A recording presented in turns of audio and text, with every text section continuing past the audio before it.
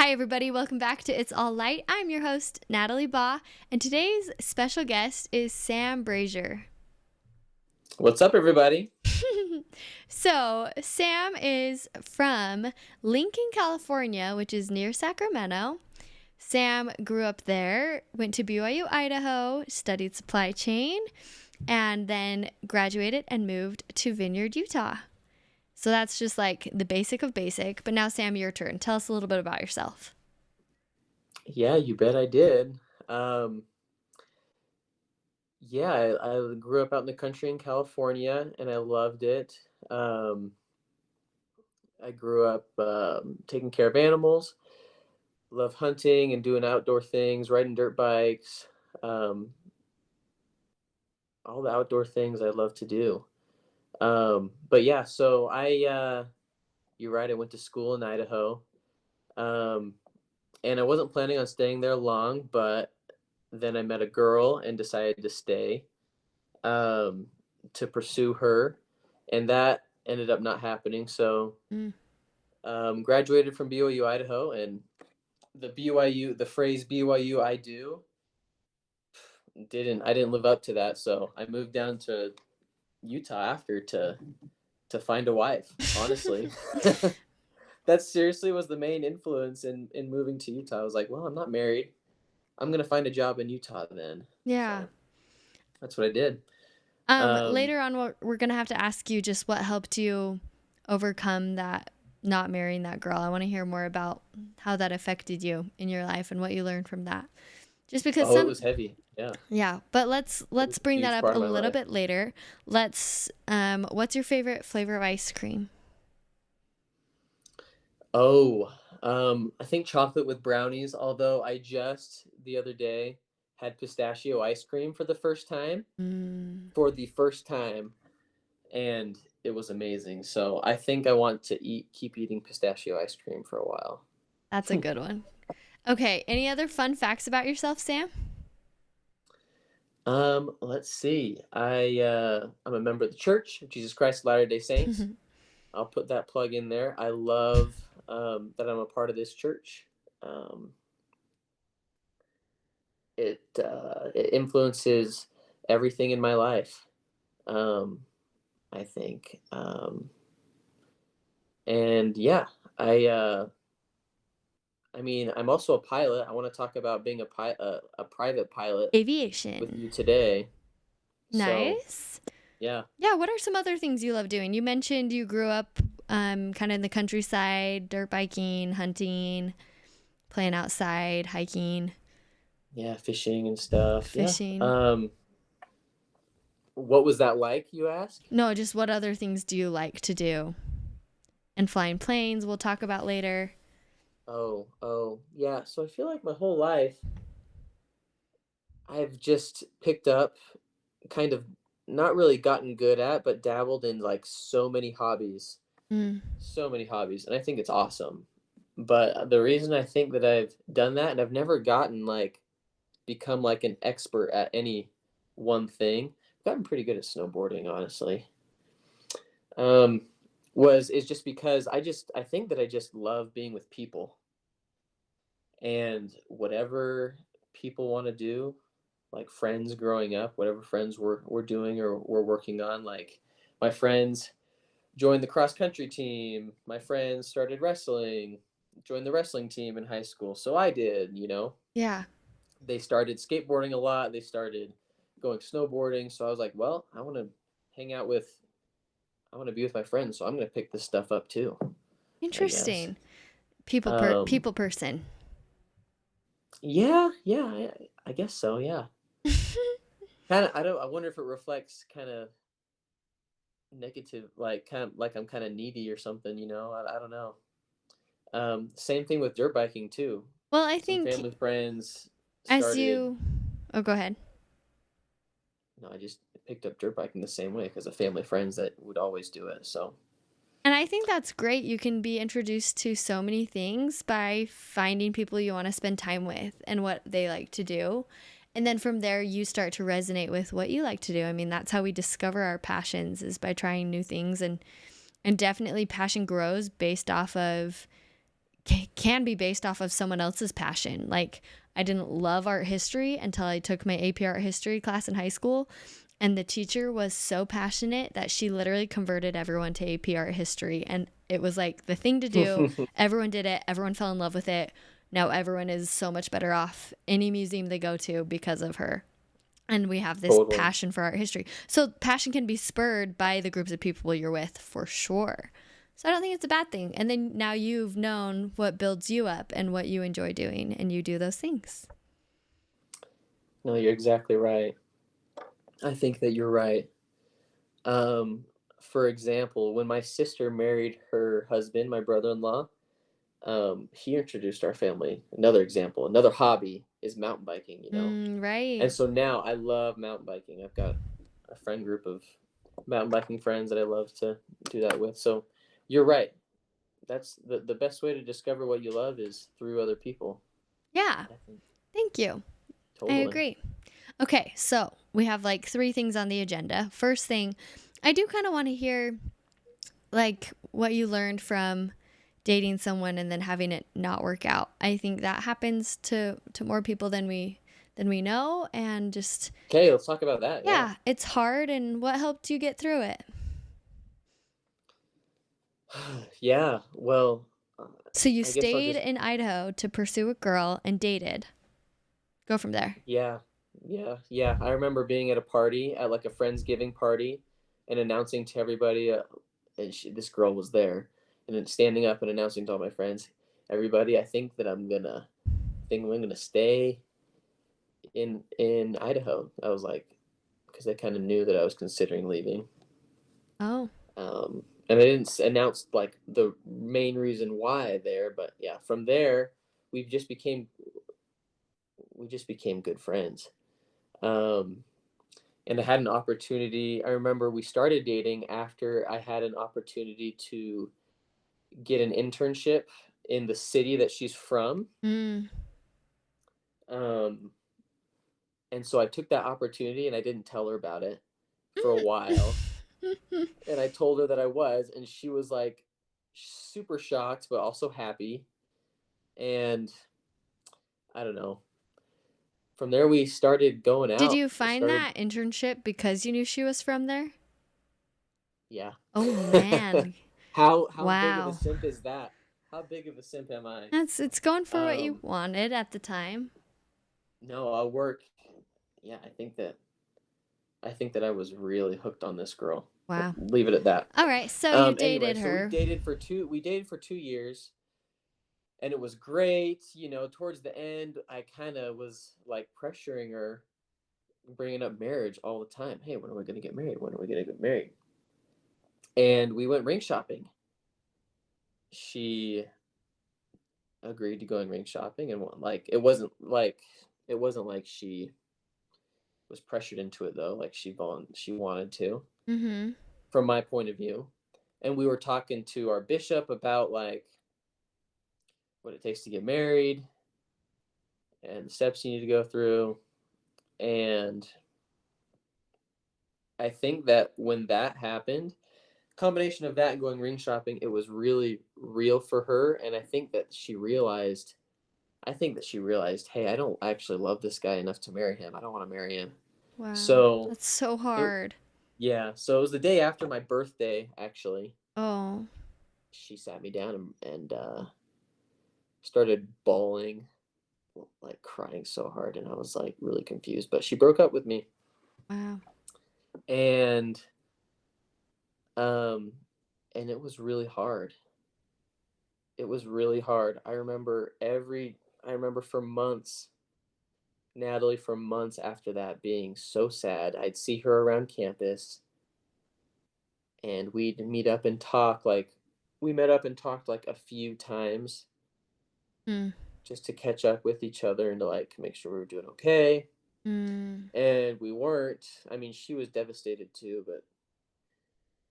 um, Yeah.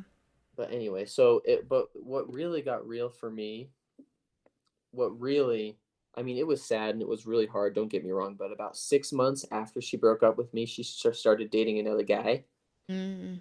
And I think that I was not just in a good place at the time. But so I find this out, and Natalie, that's when it really got really hard. I uh I still felt like I loved her, and it felt like a betrayal. It felt like I was being betrayed all Hmm. over again, even though she broke up with me 6 months ago.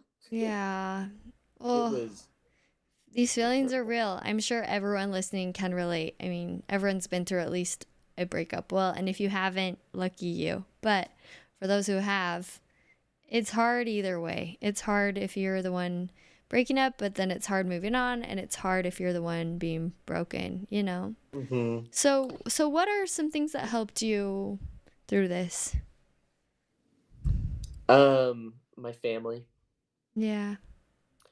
my family. I think that I relied really heavily on my mom and my dad, um, because I was unhealthy, Natalie. I don't know why. Like, I was so hooked on this girl, but I was depressed.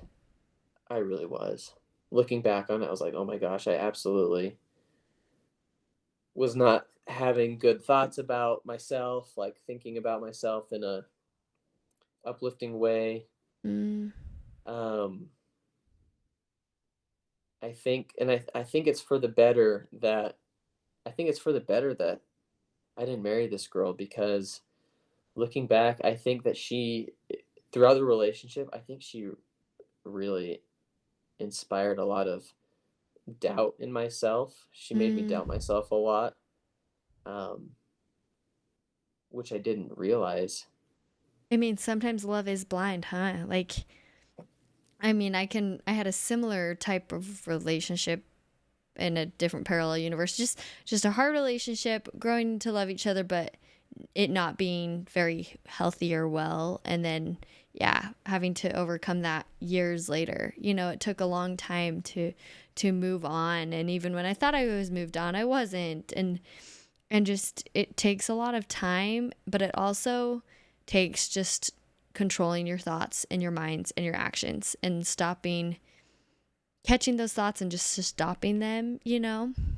I used to think Yeah, it. but you can't stop them. I mean, yeah, you can't just stuff them back down like. But you're absolutely right. It takes time, and it's a process. I was going to therapy, and Mm. one thing, one of the biggest things I learned from that was learning about something called acceptance and commitment therapy. Hmm. So what it basically was I was going to therapy trying to get over why is this girl and the pain of the relationship in my head all the time, every day. That's what I was going to therapy for. And Natalie, this was like a year after we broke up. Like, I was moved to Utah already, and I was like, why am I still thinking about this girl every day? Anyway, so I started learning about acceptance and commitment therapy, and the whole point of what that kind of strategy is when a thought comes into your head, you don't just say, "Oh, that's a bad thought. That's a wrong thought. Don't think that thought. Don't think that thought." Mhm. Because the reality of it is that doesn't work. The reality is, if I tell you not to think of a white elephant with a pink hat, what do you think about? White elephant and a What pink pops? cat. Yeah. Yeah, exactly. Exactly. So the strategy is, the thought pops in your head, and you just let the thought be there. Mhm. And Yeah. you kind of work on being self-aware, in that you say to yourself, "Oh, I'm having this thought. Okay. Hi thought, this thought. Hello, how you doing? You can be here." You kind of talk to yourself a little bit. It's a Yeah. little bit weird. For no, for sure. It's being self-aware. I love it. Yeah. And you let the thought, and what you do is you just let the thought go. Yeah. It's not that you push it away, but you just let the thought be there, and you recognize within yourself. You say, okay, this is you separate yourself from it by saying, okay, this thought is not me. This is Yeah. just a thought in my head, and that's okay. Yeah. That thought can be there, and you accept it, and then just let it go. And you let it go by just calmly thinking about something else. But it's different than being hard on yourself. I think you naturally are hard on yourself and Totally. forcing a thought to change. But Yeah, and that's why it does take time to learn and figure this practice out. And it's such a beautiful concept of that pause and then your action after it, and that can relate to anything you do in your life, whether it's conversations, whether it's different struggles or situations. It's pausing before we react, either to our own thoughts or to others' thoughts or to situations or experiences. It's in 7 Habits for Highly Effective People. I need to do a whole episode on it. But there's the first side of like what happens, and then there's a like if you can create a pause, the stimulus, the pause, and then the outcome. I'm getting my terminology mixed up, but that start with yourself and start applying that to yourself when you get thoughts and how you react to them and what you do with them. So thanks for sharing. I know there's more we could talk about with this, but I kind of want to dive. I yeah, sometimes. let's transition to it. So I had mentioned that I kind of have self-doubt, Oh yeah. or I had self-doubt, like self-confidence issues from that Okay. relationship. Yeah. um I think I think that kind of transfers. I want to kind of relate that to other things Okay. Yeah. in my life, if that's okay. um um with aviation. Hmm. um so so I'm really passionate about flying planes. I can legally fly an airplane, but I cannot legally fly an airplane for money, or Yeah. It I just can't work as a takes. professional Yeah. He pilot hasn't yet, gotten that if that certification makes yet. sense. That makes sense. So Yeah. there's a bunch of tiers that you need to get to that point, and I'm kind of on the first tier. Um, and so the way to get there, to get to the end goal, would be to be a professional pilot, right? Mm-hmm. Um, the way to get there is a lot of practice and a lot of training, a lot of time building hours, and passing exams. But one thing that I always feel every time that I go to fly is honestly doubt in myself and in my abilities to fly the plane and not Oh, die. interesting. you know, it doesn't matter. I think I always feel that, and I think it's partly because I'm just a very cautious person. Yeah. But but So it's like you have to overcome that self doubt every time you go out and fly. And then do you yeah, feel like in turn that dispels your self doubt in other areas of your life? um, that's a good question. I think that it can. I think that it can, and I don't think that it's happened for me yet.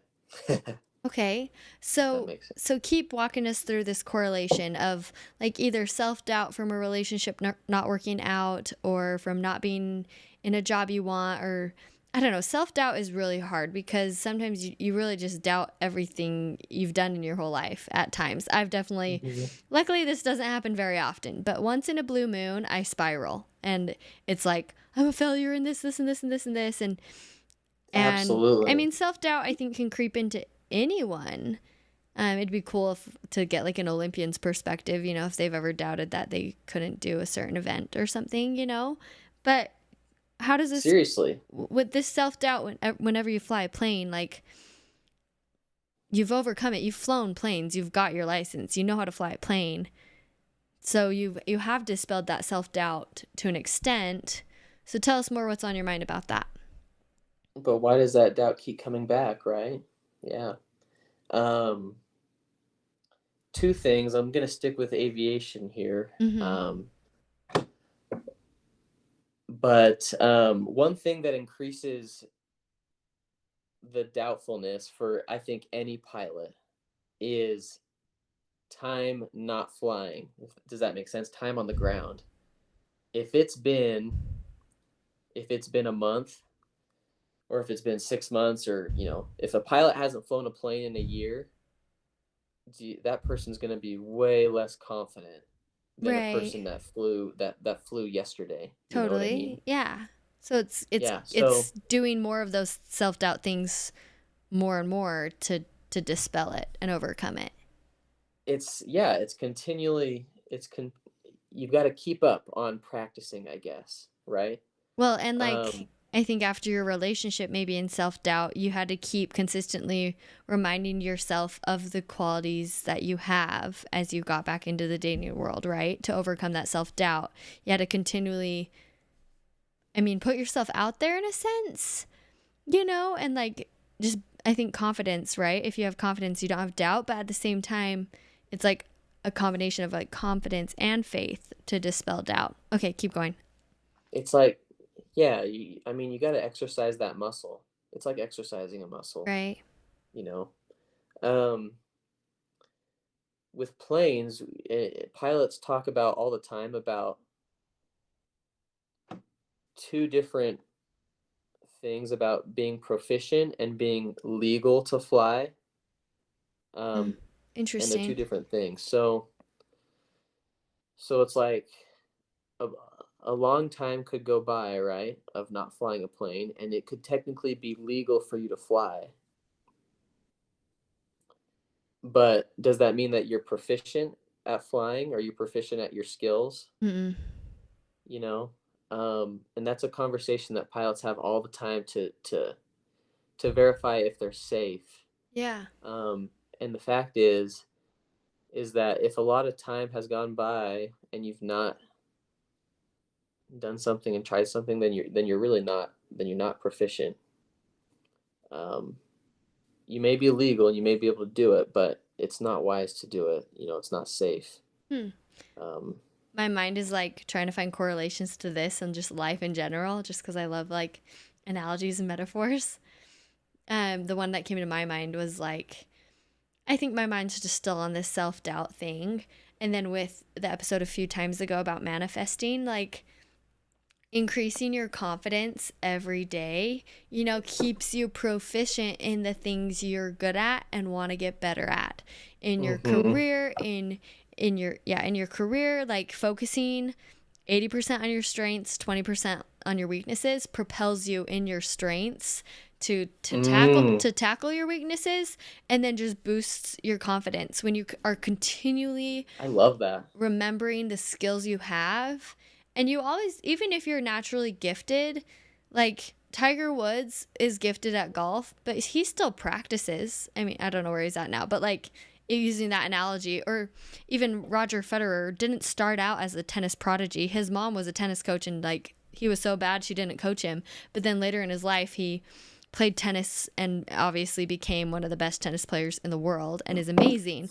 But he took that consistency and that practice and dispelled the self-doubt. And that's like the same for so many other famous people, so much areas of doubt, people telling them they're not good enough, that they sometimes it does take someone pushing you down, or a breakup or something, to get you to a low level of self-doubt where you're just like so low that you need to get out of it, and then you're propelled into doing things that increase your confidence, and doing those things every day, creating those routines that keep you proficient in just being who you are with your skill set. Okay, your thoughts. Interesting. Interesting. Yeah, staying proficient and staying. I mean, what I kind of wanted to add was that um, I think trying to take on flying a plane, like, right away, like without ever touching a plane at all, how impossible would that be, right? So So scary. So it would be scary. terrifying. What if someone told you, like, hey, you need to fly this plane, Mm. and you've never touched one, you don't understand the control, you don't understand aerodynamics, the you don't understand weather, you don't understand engine management, you don't understand how to talk to ATC and then communicate on the radio. I mean, there's countless things, right? So it's a huge hurdle to get to the point, to get to that level of flying an airplane. And I think that we need to remember um, that we don't need to get there right away. We don't need to be Ooh. there. Yeah. It honestly takes time. Um, so you can, with relating that to having self-confidence issues, if you think that you're not good enough or you're not there yet. I have these thoughts all the time, like, oh, in other areas of my life, oh shoot, why am I not there yet? Mm. um, I need to do everything I can right now, and I need to make it happen. I need to have a better job. I need to be married. I need to have a house. I need to have a family. Mm. Um, you have these thoughts. I personally have all these thoughts all the time. It's like, oh, well, why am I not there? I've got to get there right now. And that creates so much stress And and anxiety self-doubt, and right? and self-doubt. You doubt why you aren't there. Okay, so then Exactly. what's the flip side? What helps you? The flip side of it is, just like learning to fly a plane, you've got to stop and understand that good things take time. I think all good things take time, and it's okay. And effort, time and effort, right? You have to learn the ins and outs of things and put in that daily work for work, Absolutely. careers, relationships. I mean, these are like key And life principles. yeah, Yeah. and I mean, and you got to understand that you bust your butt and put in that work, and it may not feel like a single thing changed that day or that week, maybe Mm-hmm. even that month. Like, I've busted my butt for 30 days. I don't feel like I'm any closer to accomplishing that thing, flying a plane, for example. I Yeah. mean, I remember having a crisis in the middle of my training, trying to figure out how to land. I remember talking to my dad on the phone and telling him, "Dad, I His don't." his dad also flies, but by the way, just background. Oh yeah, you're Okay, right. so you Duh. called your dad. Back to your story. And just telling him, this is like, I've been flying with an instructor for a while, and I remember telling him, I don't think that I just don't think I can do it. Nothing's changed. I haven't improved. It's so hard. I remember thinking, Mm. maybe being a pilot is just an ability, a skill that is just too hard for me. It's like, Mm. Interesting. I'm I'm not that caliber of person to be able to fly a plane. And that's when the self-doubt creeps in right there, huh? Exactly. That's a self-doubt. That's definitely a negative thing to say. Yeah. Um, so you got to understand that it does take work. It takes so much work. It takes a lot more work than, you know, people care to admit or acknowledge, um but it's okay. You've got to learn to work hard and enjoy the process. Even though you may not see any fruits, any outcomes of, you know, of what you've been trying to do. Mm-hmm. um you've got to still, just, I don't know, you still got to believe that good things will come of it, and it's okay that you're not there right now. It is okay, Right. you know. So, even though you said it's still scary and you kind of doubt yourself every time you go out and fly, you got your license and you'll continue learning and growing. So, what are some of the fruits you've seen having overcome, I guess, enough of the self-doubt to be where you're at? Some of the fruits, Mhm. well, flying myself in a plane whenever I want is pretty stinking awesome. Mhm. And um and you love that. I love it. I love it. Yeah, being able the freeing feeling of being so high above the world and the beauty of the world, the perspective that you get, Mm-hmm. and the power of mobility that you have and being able to get to faraway places much faster is really cool. Um, So, so why? I've heard your dad say this. Like, why would someone want to be a pilot? And like, what's your takeaway with this? Like, this whole process and becoming a pilot?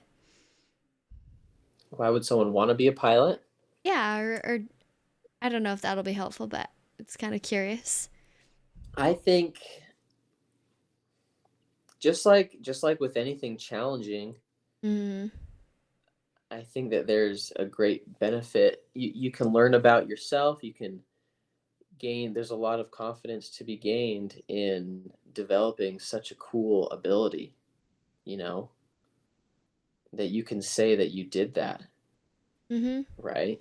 And then Um, it propels you to keep doing greater things, right? Like you maybe start with Hopefully just that inspires you. Yeah. yeah, you start with the basic pilot's license, and for some people that fulfills their cup, or you go on and get more certifications and become a commercial pilot. You know, like there's always ways Or I mean, to improve yeah. and continue to I dispel mean, self-doubt. Go ahead. yeah.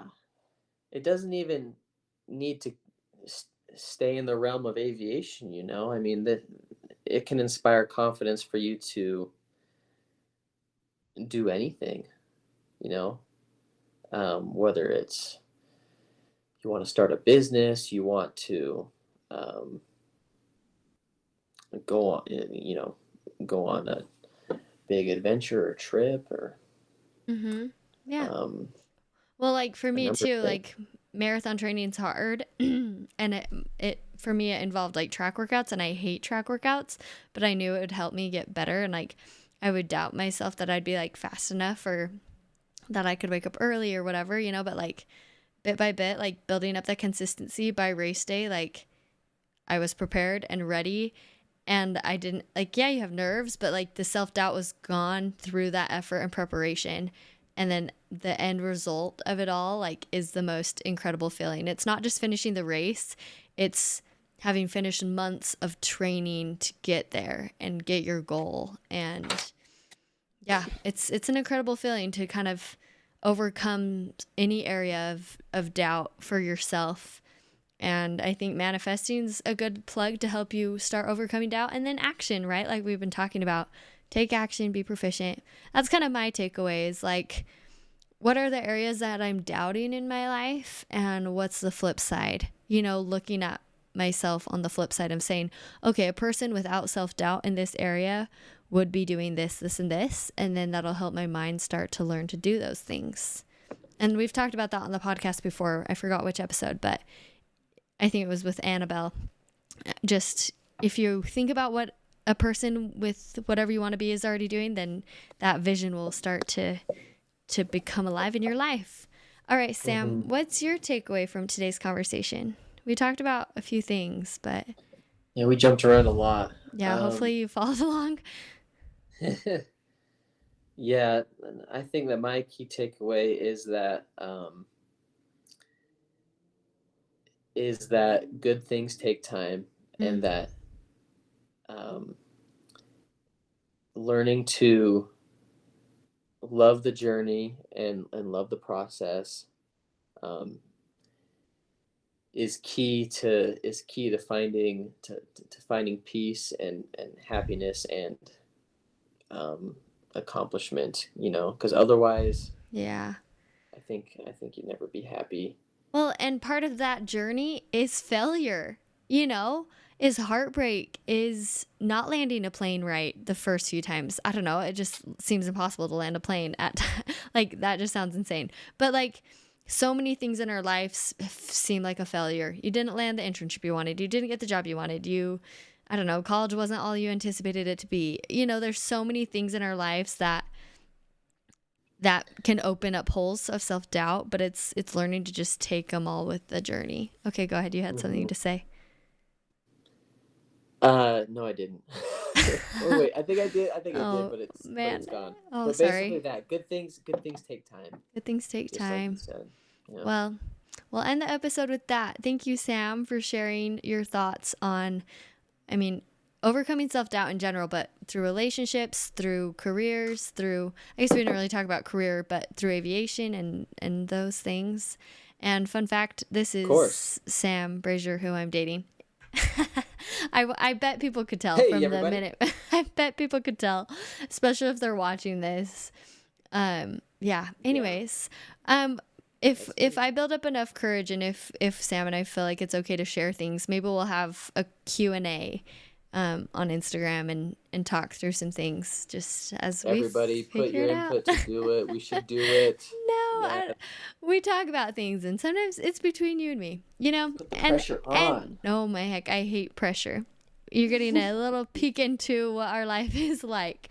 No, but there's always so many things to learn from each other, from people on this podcast. So, everybody, thank you for listening. Don't forget to tune in to next week's episode and write a review, subscribe. I hope to just grow this and find people who are passionate and like learning and connecting, because that's what life's all about. So, spread the light, light the passion. We'll talk to you next week. Bye.